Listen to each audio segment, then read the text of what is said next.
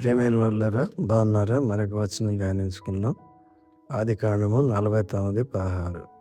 దాను ఇశ్రాయేలు గోత్రికుల వలె తన ప్రజలకు న్యాయము తీర్చును. దాను అనగా అర్థము న్యాయము తీర్చువాడని. ఇతర గోత్రముల మాదిరిగానే ఇశ్రాయేలును పరిపాలించడంలో దానుకు పాత్ర ఉంది.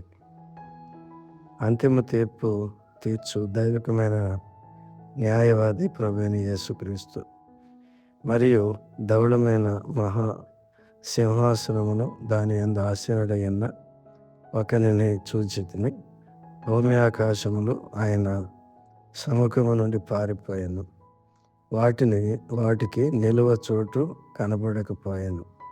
మరియు గొప్పవారేమి కొద్దివారేమి మృతులైన వారందరూ ఆ సింహాసనం ఎదుట నిలబడి ఉండుట చూచితిని.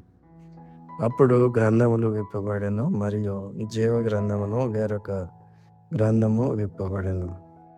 ఆ గ్రంథముల యందు వ్రాయబడి ఉన్న వాటిని బట్టి తమ క్రియల చొప్పున మృతులు తీర్పు పొందిరి.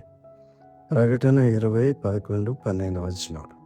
దేవుడు మిమ్మును దీవించునుగాక. ఆమేన్.